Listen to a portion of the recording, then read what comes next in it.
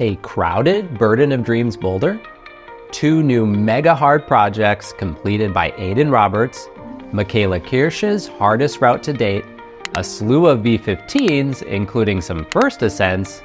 I am excited about today's episode. My name is August. Welcome to August Climbing.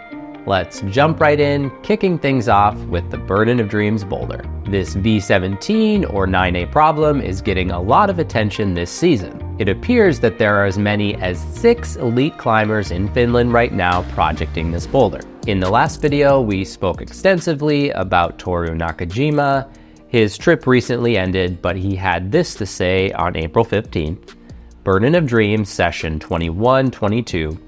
Before this tour, if the tour had been bad, I would have decided to give up on my challenge to the Burden of Dream anymore, but after facing the Burden of Dream this time and sharing time with some of the best climbers, I felt it was still too early to give up.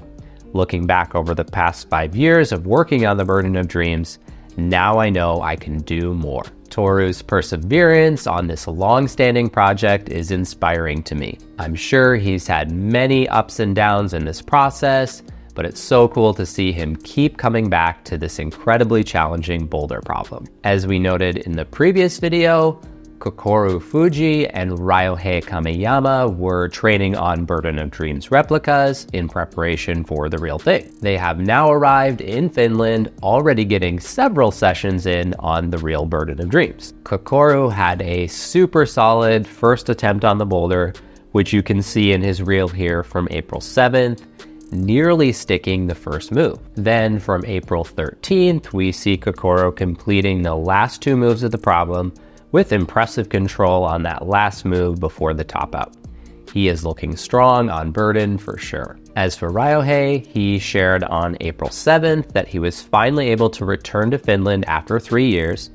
He makes quick work of the final move here, looking very controlled. Then on April 8th, Ryohei shares an update that should make for an interesting discussion. Respect for first ascent, Nale.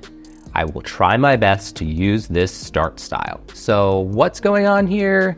Well, a few of you messaged me on Instagram about this, and I really appreciate your insights. It helped me to understand this a little better. So as far as I understand it, during Nale Hukataival's first ascent of Burden, he pulled on from a low sit start, much like we see here from Ryohei. Now, all subsequent ascensionists have used the same starting holds as Nale, but have pulled up into that starting position from varying depths. For example, if you had some extra rocks underneath or another crash pad stacked up, you would still have to pull onto the boulder from a sit start, but you wouldn't have quite as far that you would need to pull yourself up. Now, would this be so consequential as to affect the grade of the problem?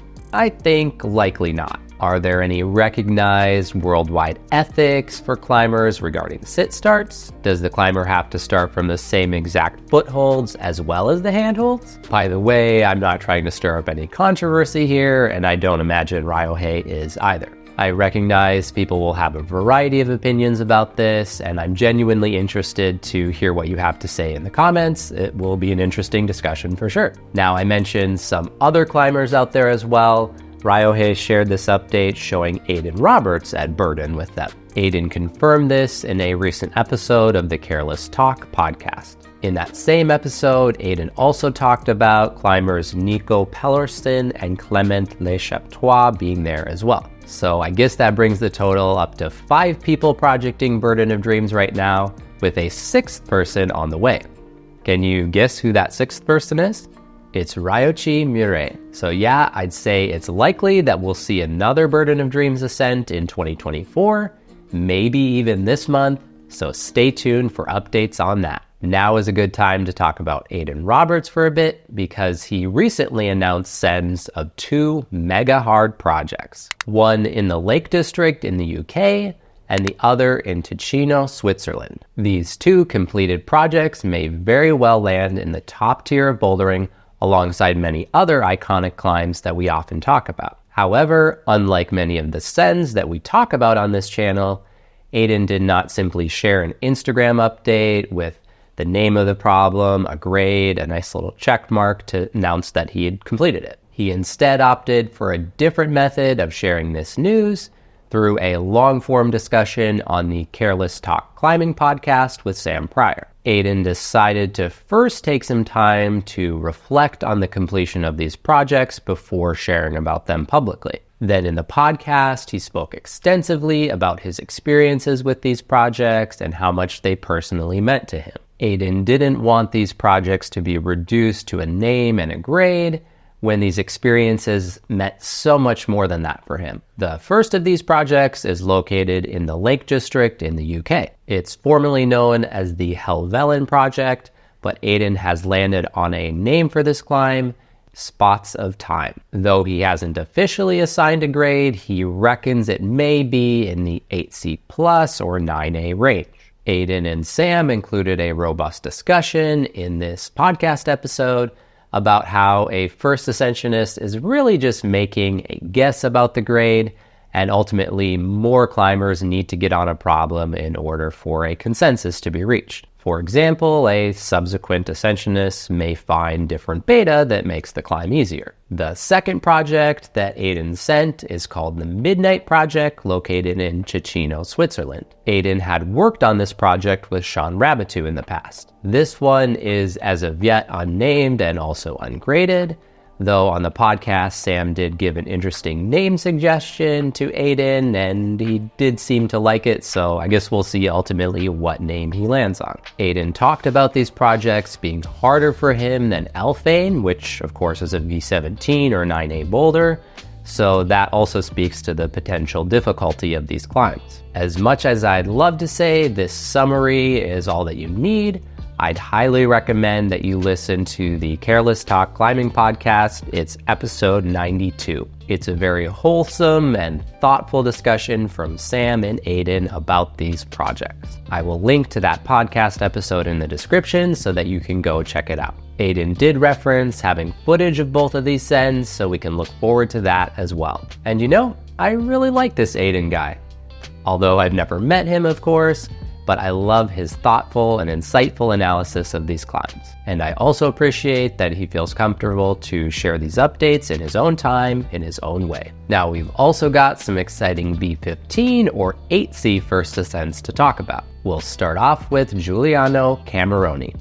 On April 10th, he shared Eye in the Sky, 8C/V15 first ascent. Super psyched on this one of my all-time favorites for sure.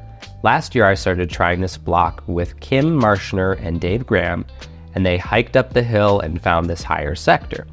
Since the beginning, we realized that it was a great mix of power and technique, where both feet precision and body tension were required. This year, I focused more on it, and after some work, it finally came together. Difficulty-wise, at first, I thought 8C+, but afterwards, the start got easier due to a broken crimp that allowed a new sequence. Still hard 8C in my opinion, super psyched nonetheless, and thanks to everybody for the great sessions.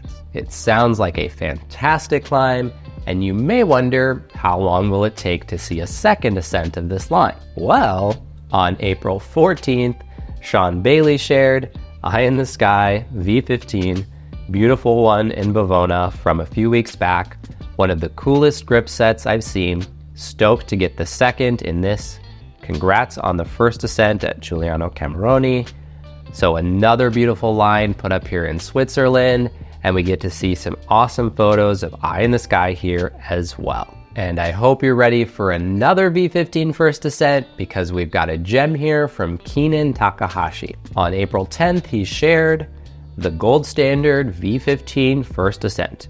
I'm not really sure how to write a caption about something that I've been looking at for 12 plus years, trying for 6 seasons, and thought I might never send. To find belief without confidence is something new for me, and I'm excited to stay locked in on the other ones I have no clue if I'll ever do. I realized that my fear in not sending was only a future moment which had no bearing whatsoever on my current presence.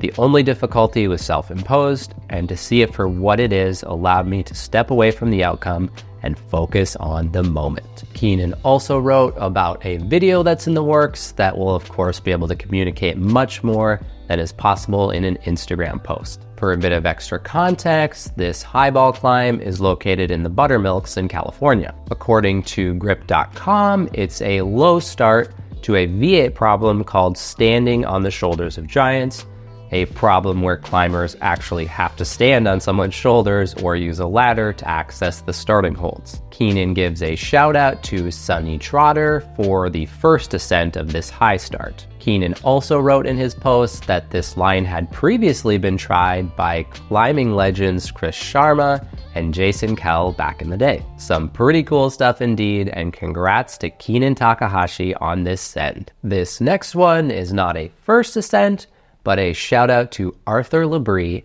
on an ascent of the iconic Big Island V15 or 8C, a Fontainebleau classic. This boulder has also received a great deal of attention since the sit start of Big Island is an iconic V17 or 9A climb. But congrats to Arthur on sending this iconic boulder problem. We've also got an impressive bouldering send from Shauna Coxsey. This climb is called Fat Lip, a V13 or 8B boulder problem located in the UK.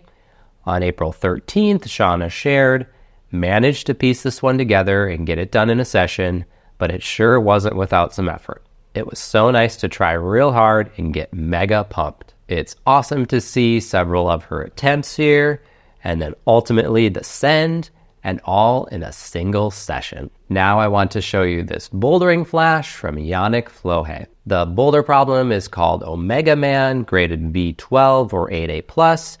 You can see Yannick out here with Alex Migos in the Frankenjura in Germany.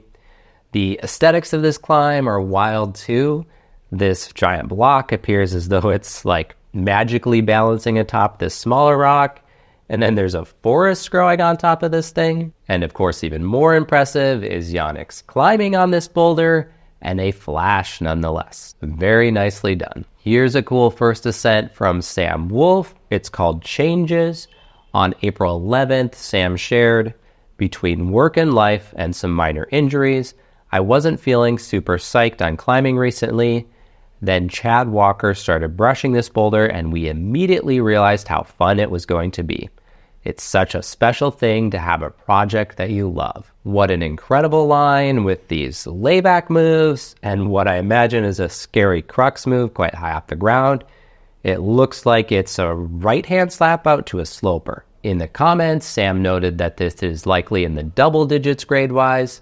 A very nice send indeed. Next up, we have a couple of route climbs, starting with Michaela Kiersch. On April 11th, she shared Victima Perfecta 515A/9A+.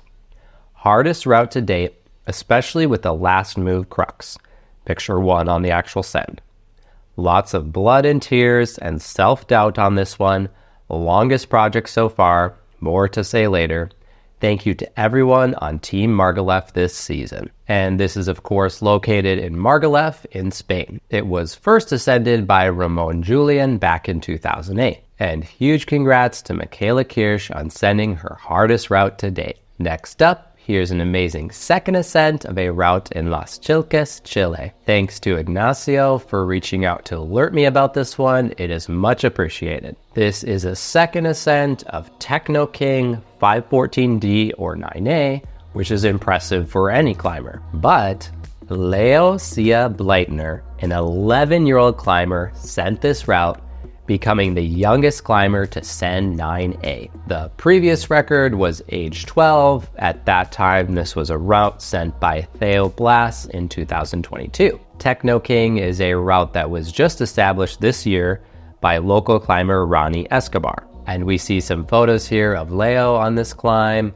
and here he's posing with his father afterwards. Climbing.com has a great article on this as well, which I will link to in the description, in case you're interested in learning more details about this send. But huge congrats to Leo, and I'd say he's definitely someone to keep an eye on.